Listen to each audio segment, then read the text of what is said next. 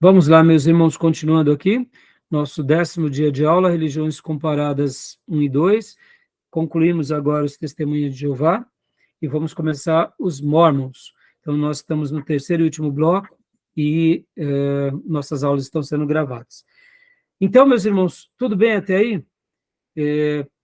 Qualquer dúvida sobre Jill e irmãos, né, maiores detalhes, podem me procurar também nos outros horários, né? Espero ter esclarecido um pouco aqui para vocês sobre essas religiões.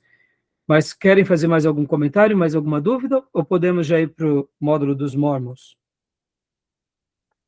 Vamos para os Mormons. Vamos para os Mormons, então? Lá. Vamos lá. Vamos. Fechado. Então, vamos agora para os Mormons. E aí a gente, então... Eles são siamês, né? Como?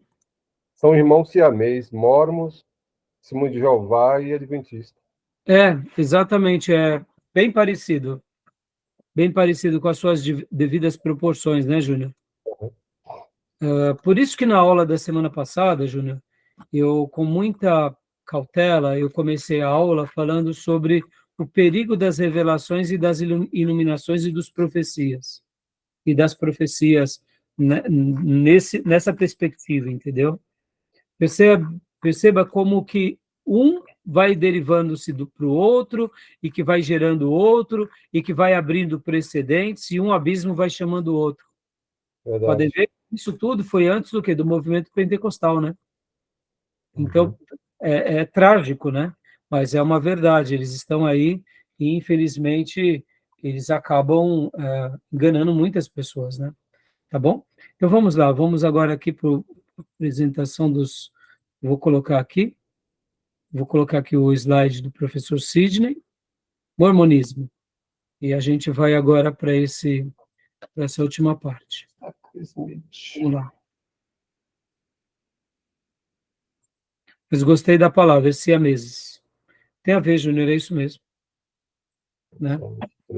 São parecidos. E outra coisa também, né, irmãos? Você vê, irmãos, quando a gente começa a crescer muito, irmãos, se Deus amanhã nos usar como usou o Billy Graham, percebam a tentação que Billy Graham e esses grandes líderes, como John Wesley, George Whitefield, eles sofreram. Eles poderiam ter criado a religião deles. Percebem como eles foram cheios do Espírito Santo? Por não se deixarem levar nem para um atalho para a direita, nem para um atalho para a esquerda. Outra coisa, enquanto nós estávamos no intervalo anterior, eu estava pensando em algo. Quando a gente se depara diante dessas grandes heresias, dessas religiões que nascem do protestantismo, das igrejas batistas, presbiterianas, e aí a gente vai para os nossos debates teológicos de livre-arbítrio, predestinação, e tem irmãos que ficam brigando, né? E fica até vivendo em inimizade. É nessas horas que a gente olha os adventistas, com os fundadores deles, os russelitas, testemunhas de Jeová, os mormons, e aí a gente nota o quanto muitos irmãos perdem tempo nessas discussões teológicas que são importantes, mas criam antipatia, criam tribalismo dentro das nossas igrejas. Eu sou calvinista, eu sou arminiano, você é um herético, fica fazendo briguinha boba, briguinhas de púlpito entre os irmãos, enquanto tem uma multidão aí, cego, seguindo doutrinas de homens, doutrinas de demônios, correndo risco da sua espiritualidade, porque, irmãos, é isso que acontece. Agora a gente vai ver mais uma religião que, diante do mundo, eles se apresentam de uma forma, eu diria até, bem polida hoje, né? Nas suas origens não foi tanto assim, mas, ao mesmo tempo, também tem heresias demais, e estão presos a coisas tão triviais, que a gente vai ver. Então, tem hora que a gente tem que parar com as bobeiras, briguinhas, né? Denominacionais, briguinhas por causa de dom, de cura, briguinhas bobas, né? A gente tem que ter uma leitura correta. Por isso que nós, como irmãos, a verdadeira igreja de Jesus, não deve perder tempo com coisas triviais. Claro, podemos debater, mas nós debatemos e não nos matamos, porque nós temos aí um mundo de pessoas sendo conquistada pelas seitas, dentro dos nossos arraiais, que se derivaram de nós, sem encontrar com as outras religiões pagãs aí, como os muçulmanos, o Islã, como o budismo, quanto tantas outras religiões, mesa branca, que estão indo para o inferno, e a gente sabe disso, né? Então, não tem tempo para perder, né? Tá bom, meus irmãos? Vamos lá, então, os mormons. Pastor Johnny, vamos ler aqui, né? Por gentileza, por favor. Vamos lá. Mormonismo nasceu em Vermont, nos Estados Unidos, de família pobre e com 10 irmãos. Participou de reuniões de todas as igrejas com sua família. Sua família se uniu à igreja presbiteriana em uma época de extremo exclusivismo e atividade entre os presbiterianos, metodistas e batistas. O movimento era conhecido como o Grande Despertar. Ou seja, o grande momento ali dos avivamentos também, o grande momento em que essas igrejas estavam fazendo uma grande obra, nasceu, ele está se referindo a Joseph Smith Jr., né? Então, vamos lá, continua para nós. Pastor, por favor. Pensava em conseguir um pensamento uniforme entre os grupos evangélicos, o que para ele não aconteceu. Ao ler a seguinte passagem: se alguém de vocês tem falta de sabedoria, peça a Deus, que a todos dá livremente, de boa vontade, e lhe será concedida. Tiago 1,5. Quem dentre todos esses grupos está certo, ou estão todos igualmente errados?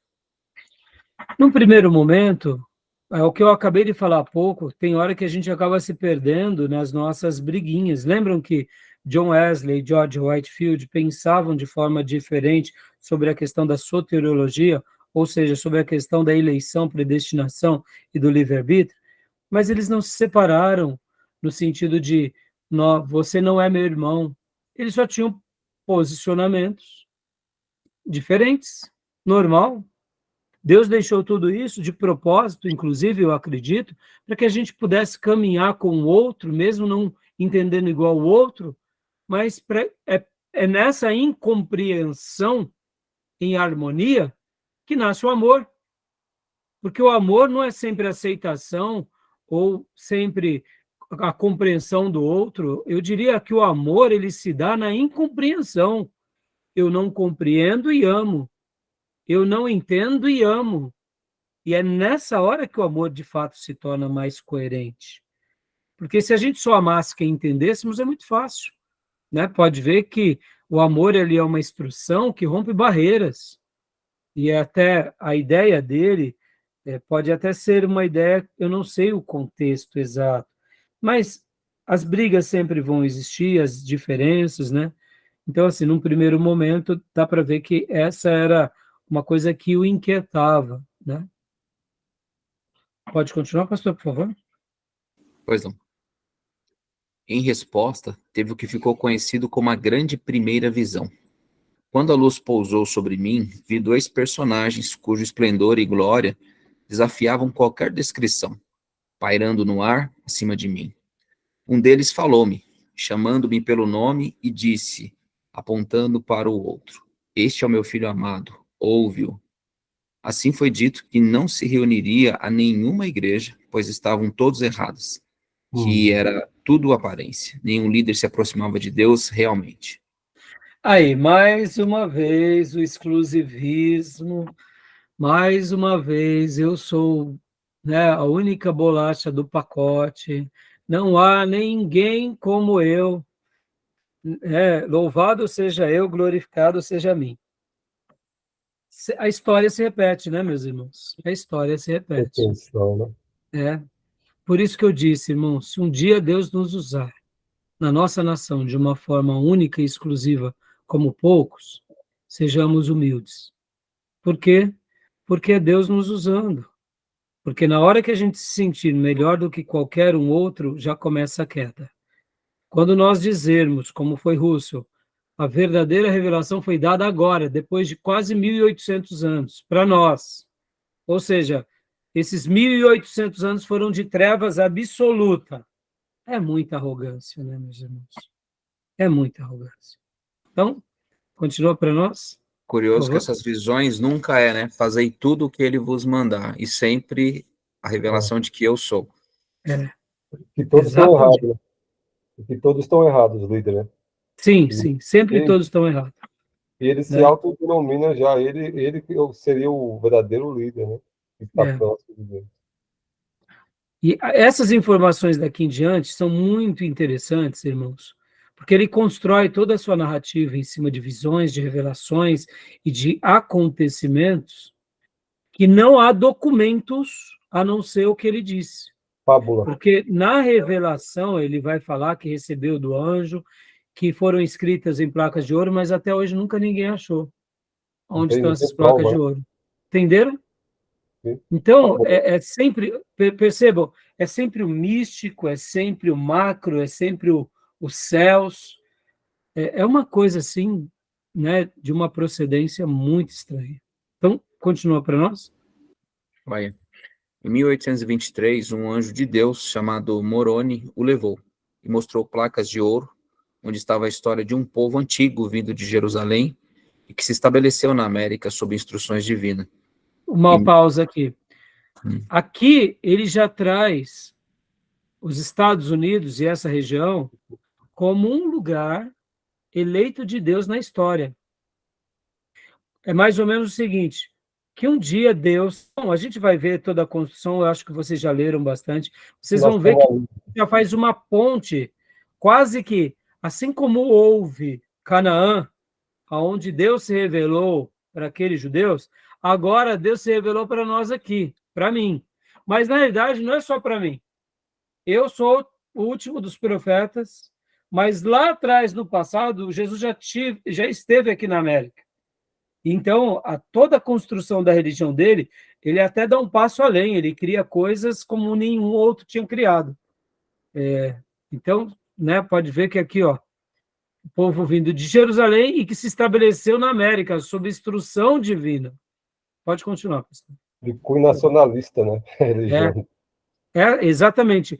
Ele cria uma nova religião e é uma religião nacionalista, porque ele dá o endereço. E podem ver que tem um estado que é onde eles dominam lá, porque tem uma visão nacionalista. Utah, né? É Utah. Utah. Pode ler, por favor? Em 1827, com autorização, ele traduz para o inglês com a ajuda de Urim e Tumim. Meu Deus. O resultado foi o livro do Mormon. Opa, então, ó, ele pega o Urim e pega o Tumim. Lembram quem tinha o Urim e Tumim?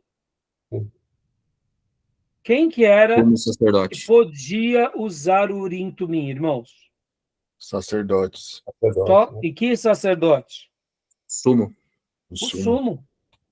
O sumo sacerdote em momentos de muita tensão e de muita dúvida que precisava ser tomada uma decisão. Então, Deus não falava com o profeta, Deus usava o Urim e Tumim. Então, agora, por uma questão de ajuda, por meio do Urim e Tumim, ele traduz tudo que o anjo está dizendo, que estava nas placas de ouro, ele traduz para o inglês.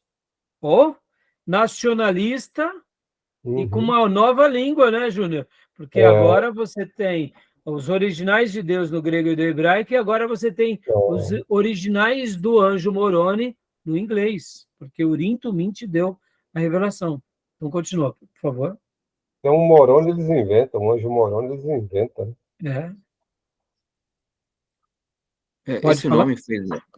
Esse nome foi dado por causa de um dos profetas citados no livro, com o mesmo nome, e que organizou os escritos. Joia. Aqui. Eu tenho também na minha coletânea, meus irmãos, o livro dos Mormons, tá? Eu tinha, me desfiz. Então, eu como estudioso, né, Júnior? É bom. Não, eu tenho, mas essa parte toda, né, você vê, é o livro dos Mormons. Então, toda a construção da fé dos Mormons, eles vão ter a Bíblia, mas além da Bíblia, eles vão ter o livro dos Mormons e mais um livro para formar a Igreja dos Santos dos últimos dias. Tá bom? Vamos continuar. Tem muitos textos bíblicos que é tirado da Bíblia e colocado nesse livro. Sim. Eles fazem toda uma construção, né? Então, continua. Pastor, não está projetando. E agora? Carregou. Foi. Essa parte a gente já leu. Foi, já. Próximo. Esse nome foi dado por causa, né? Já foi. Já foi? Esse a gente já leu. Tá. Então, vamos lá, ó. O livro dos Mormons, tá vendo? Aqui são fotos que representam um pouco. Opa. Agora, continua para nós, pastor, por favor. Pois não. Oliver Cowdery, sob a missão de pregar aos indígenas, enviou uma carta a Smith, que tinha achado um lugar para Nova Jerusalém, no condado de Jackson, lá no Missouri. Depois de visitar o local, Smith concorda, mas uma negligência em edificar acabou deixando um grupo de moradores liderados por ex-santos indignados com Smith.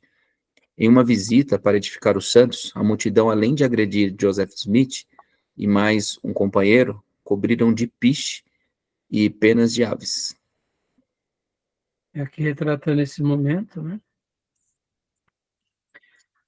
Pode continuar? Houve muitos outros ataques, muitos outros ataques aconteceram. Smith recebeu outra revelação de que não era o tempo de construir a Nova Jerusalém. Então deram continuidade ao templo de Kirtland.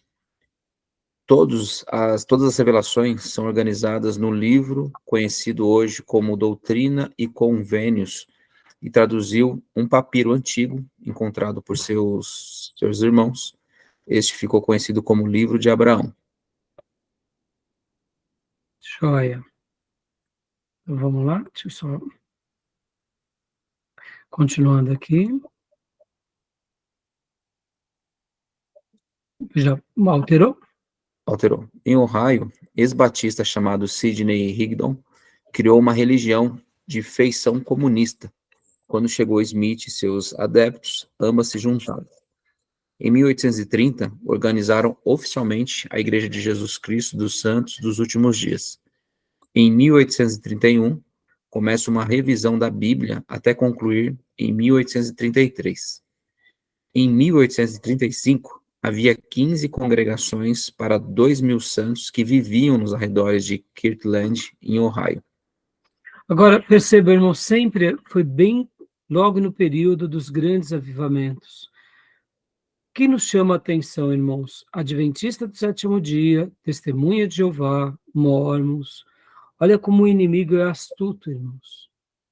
Enquanto Deus está sacudindo as bases, ganhando milhares de pessoas, o inimigo sutilmente vai alterando a palavra, vai colocando os seus engodos, vai dispersando as pessoas, porque quando o inimigo não consegue nos tirar da palavra, ele tenta alterar a palavra entre nós. Pode ver, a história se repete, irmãos. O que são os neopentecostais, se não alteradores de palavras entre nós? Interessante, né? Então, continua para nós, meu irmão. Essa história de nacionalizar me parece uma estratégia até interessante para ter adeptos, no final das contas, né? Ele vai falar sobre uma Nova Jerusalém, então vem com a ideia de um futuro glorioso, que Deus estabelece dentro da sua própria nação, e aí aquele que já tem a mente um pouco mais cauterizada, pô, é um prato cheio para esse, não? Sim, sim. Por isso, pastor e irmãos, que a gente não pode perder de vista o lado, sim, da fé ingênua, sim, mas o lado do domínio também. O lado da politicagem, mesmo que não tenha o nome de politicagem ou de envolvimento político, mas vocês têm que lembrar que a religião também gera em nós o quê? Gera em nós poder. É uma força de domínio. Então, querendo ou não, você traz toda uma comunidade ao seu lado. Isso é muito interessante, né? Então, assim, sem fazer juízo de valor, que a gente está aqui para argumentar principalmente os erros doutrinários, mas a gente não pode deixar de fazer essa leitura. Não tem como. E aí fica a crítica, inclusive, nas nossas igrejas. E a minha crítica, porque tanta gente se envereda para a questão política. Porque, meus irmãos, é um poder sobre-humano, né? Quando você recebe esse poder, só quem está lá pode dizer o quanto isso é é tentador, né? Então, continua lendo para nós, meu irmão, por gentileza. As perseguições em Ohio aumentou e Joseph teve de fugir para o Missouri, assim perdendo o poço do templo, Posse. Né? Posse. né? Do templo que havia construído. Com mais perseguições e acusações de atos de traição evidente. Joseph ficou preso com alguns amigos por 4 meses. Sob o comando de Brigham e Young, cerca de 14 mil jovens viajam para Illinois em busca de novas terras para comprar. Aqui é a parte mais histórica, né? Pode continuar lendo, por favor. Smith passou grande parte de seu tempo na cadeia de Liberty, escrevendo textos e declarações aos santos dos últimos dias, que mais tarde vieram a se tornar novas sessões de doutrina e convênios. Que aí é onde parte o outro livro também, que seria a parte doutrinária dele, que se une ao livro dos Mormons, para fundamentar toda a construção do que a gente constitui como a religião dos Mormons, tá bom? Então, pode... Joel.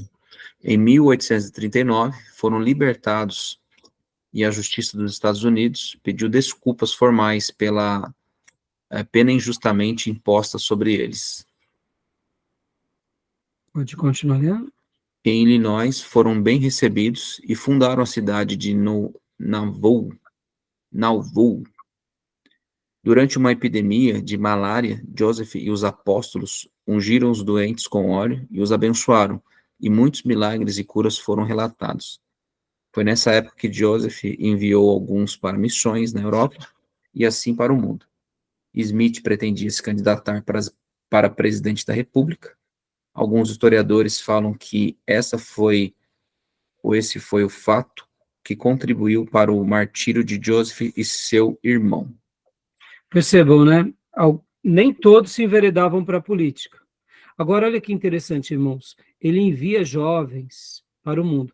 E olha aqui outra coisa, que antes do movimento pentecostal, começam a ter sinais de curas entre as pessoas que estão seguindo as seitas. A gente sabe que antes do avivamento da Rua Azusa, já haviam relatos de cura, de poder em muitas pessoas. Mas o que eu estou chamando a atenção aqui é porque é visão com anjo, é revelação, é profeta. Podem ver no que é sempre a mesma linguagem, meus irmãos. Nunca é nada diferente, entendeu?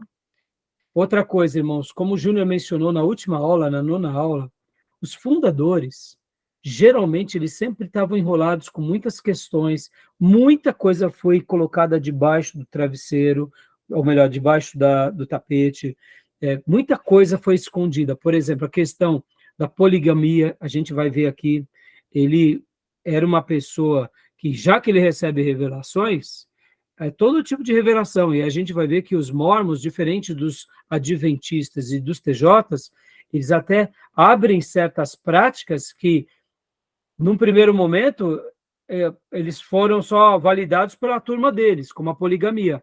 Depois eles voltaram atrás, porque viram que isso era muito prejudicial à religião.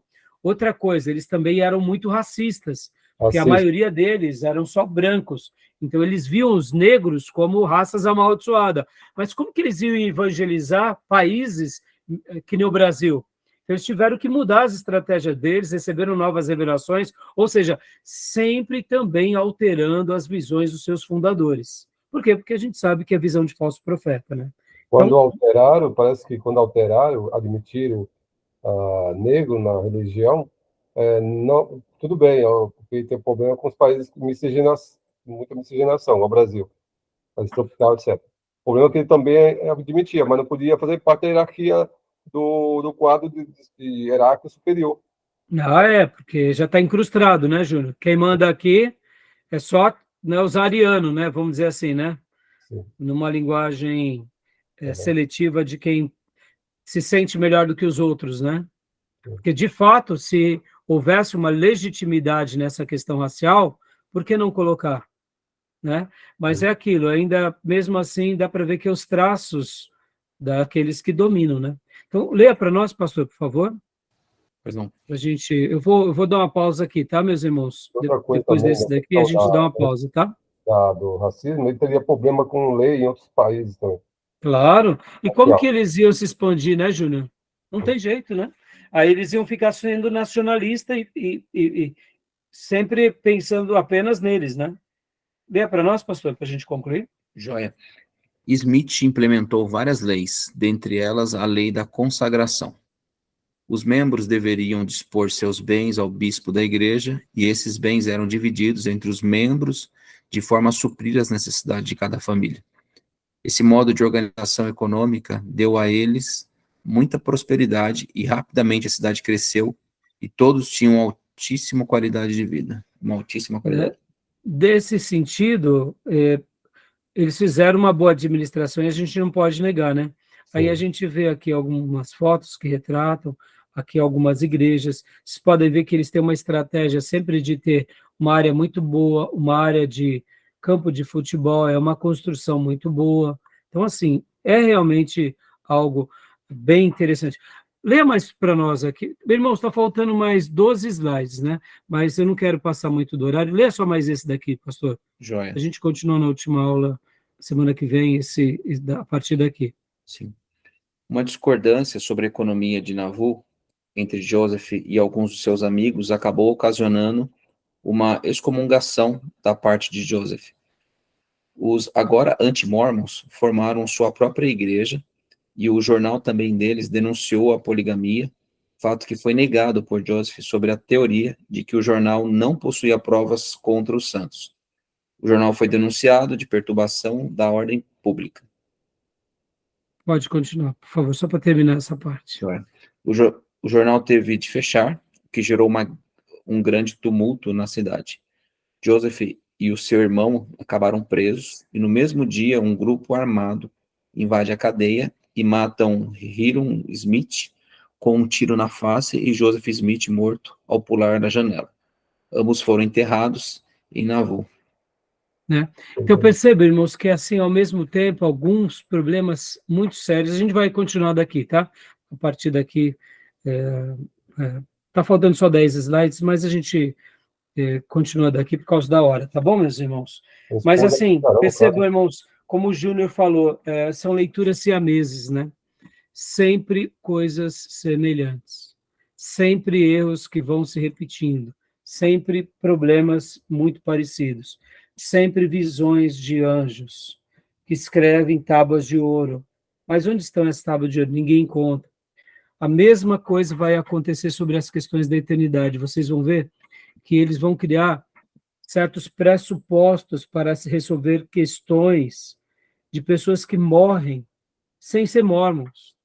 Então, agora, a gente não pode negar uma coisa que eles fazem, que assim como eles se reestruturam, isso é um fato, eles acabam tendo também um trabalho missionário muito interessante, isso é outro fato. Olha a estratégia que eles usam para que os jovens criem vínculo da religião. Toda a família mórmon vai fazendo um caixa dos seus filhos, para que quando eles tiverem 18 anos, eles viajem para um outro país para proclamar a fé deles para outros povos. Olha só que interessante, parece sutil isso, irmãos. Mas que é uma experiência mais forte do que você enviar o seu filho para falar da sua fé num outro país. Ela é transcultural, ela é, ao mesmo tempo, ela é uma visão de expansão, de interação. Então, todo mórmon tem como seu lema, vocês vão ver na literatura deles, que eles têm que fazer isso. Fazendo isso, eles já cumpriram um trabalho missionário. Por isso que temos tantos missionários mórmons no mundo, que faz parte da maneira sutil deles do quê? De criarem em cada seguidor uma experiência religiosa. Aí eles voltam e continuam estabelecendo as suas vidas. Né? Então, assim, a gente vai continuar estudando semana que vem. E tudo bem até aí, meus irmãos? Né? Gálatas 1, 8 e 9 para eles. Totalmente. Totalmente, Júnior. né? E agora, como eu disse, quando a gente vai ver os mormons, eles têm uma maneira bem educada de ser, eles têm uma estrutura de família. Hoje eles já não têm mais a questão da poligamia. Então, assim, dá para ver que eles se reorganizaram. Mas mesmo assim, não podemos assim dizer que as doutrinas deles são doutrinas saudáveis. A gente vai aprender aqui e no livro texto que eles vão fazer uma salada violenta sobre a criação do universo, sobre Jesus e Satanás, eles eram irmãos. Olha que interessante. Na perspectiva mórmon, Jesus e Satanás são irmãos. Casamento celestial. A questão dos espíritos, né, de que nós, por Casal que casa exemplo, vamos habitar em outros lugares. Então, assim, eles fazem uma salada e é interessante, tá bom? Beleza, meus irmãos? Bom, quinta-feira é a nossa última aula. Terça-feira que vem nós vamos começar psicologia pastoral, tá? E aqui eu já separei até os materiais que eu vou estar indicando para a próxima matéria, tá bom? Essa matéria vai ser muito boa. A gente tem assim um bom material para a gente estar indicando para vocês. E a gente vai estar encerrando, que esses daqui são apenas alguns livros, algumas edições antigas de livros que eu tenho, né, de psicologia pastoral, de aconselhamento pastoral. E a gente vai estar estudando e eu vou passar tudo para vocês na semana. Mas quinta-feira a gente vai fazer um apanhadão, né? Tirar mais dúvida. E firme na leitura, né? Os irmãos estão assistindo os vídeos, né? eu já E assisti creio que três essas matérias de religiões comparadas, elas nos deixam bem pequenininho, né, irmãos? E quando eu falo assim, a gente se sente muito vulnerável, né? É tanta heresia, é tanta seita, é tanta religião que envolve tantas pessoas, é uma guerra espiritual tão grande. Quando eu falo vulnerável, é que a gente vê o tamanho que é a nossa responsabilidade de proclamar somente o Evangelho. Porque o inimigo tem enganado tanta gente, né? Então, o coração fica bem apertado, né? É. Tá bom? Querem fazer algum comentário, alguma dúvida? Podemos encerrar. Tranquilo. Tranquilo, meus irmãos? Tranquilo, Os pastor. mormons são os mais fraquinhos, viu? Hã? Os mormons são os mais fraquinhos. Então, né, Dilma, pastor, desculpa, Júnior, mas quando a gente vai conversar com eles, vocês veem a mesma cegueira, né, Júnior? Sim, Eles já estão tão conversei. cegos, eles estão tão cegos, né? A Uma maneira que abordagem eles veem. firme sobre aquilo que eles acreditam, ele já não quer mais conversa. É, Eles não querem conversa, porque sabe que eles é muito superficial, é raso demais. eles são rasos. E aí talvez vocês perguntem assim, mas diferente dos testemunhas de Jeová, que tem todas as suas doutrinas, aonde está principalmente a principal base dos mormons? Sabe onde está? Na maneira que eles encaram os seus líderes. Eles são os profetas de Deus. Como que um mormon vê os seus líderes? Eles não veem os seus líderes como apenas pastores, né? Os seus missionários, que eles chamam de elders. Eles veem os seus líderes, principalmente o líder principal, como grande profeta, que fala da parte de Deus entre eles. Ele fala Percebam que esse lado do profetismo, que não está baseado na Bíblia, mas na tradição de homens, como é perigoso, irmãos. É aí onde se prende também a congregação. A congregação, a gente vai ver semana que vem, diferente dessas seitas, ela não tem livros, mas ela ainda tem o que? As suas práticas, ela tem os seus regimentos. Mas aonde eles estão presos? Nos seus profetas, nas profecias, nas revelações. Olha como é perigoso, irmãos. Percebam como as revelações humanas, como as profecias humanas, tomam mais apreço do que as sagradas escrituras.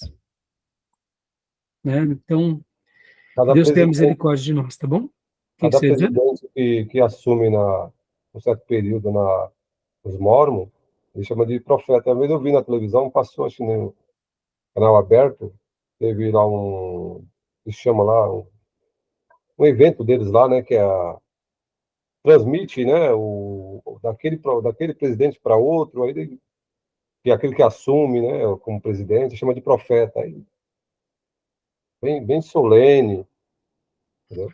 Mas essa reverência que eles têm ao profeta acaba dando mais reverência do que tudo. Ou seja, todos esses, por isso que são siameses, eles consideram seus profetas vivos ou seus profetas mortos, acima da profecia.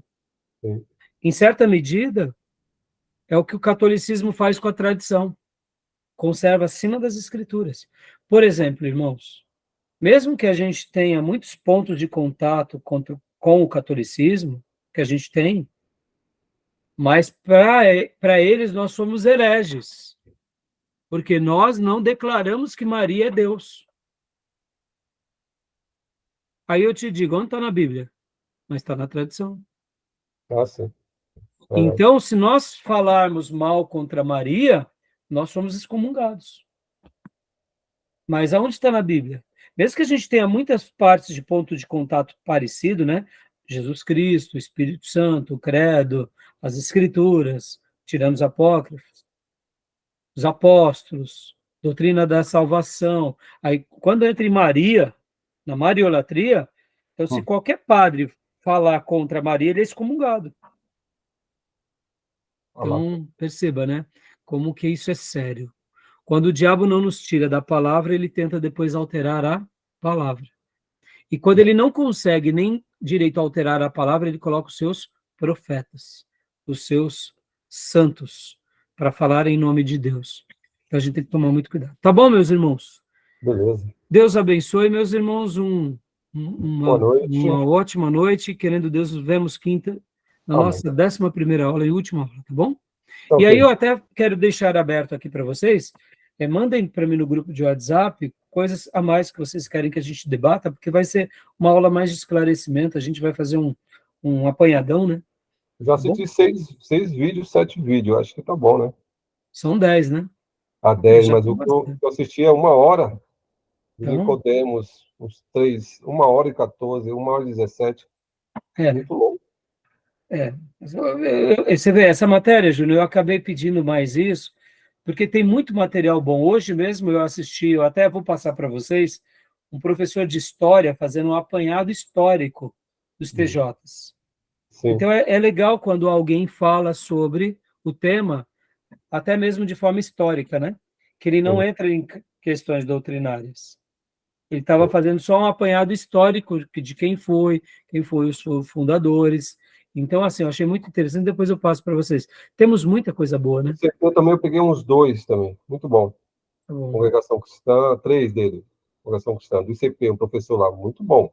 Da Católica e Congregação Cristã e Budismo. Muito bom. ICP. Bota lá no grupo de WhatsApp, tá? Histórico e fazendo alguns apontamentos doutrinários, mas mais histórico. Muito bom. Tá bom? E aqui a gente vai debatendo para tirar as dúvidas daquilo que a gente pode, né? E também a gente está aprendendo junto. Tá bom, meus irmãos? Deus abençoe, meus irmãos, uma boa noite. Boa noite Deus a todos os continue irmãos. cuidando dos meus irmãos e nos vemos quinta. E Amém. com as minhas ovelhinhas. Até amanhã no nosso culto de oração. Shalom. Bom descanso, gente. Amém. Bom descanso. Graças Boa e paz a noite. todos. As paz. Até mais. Shalom. Deus abençoe, meus irmãos.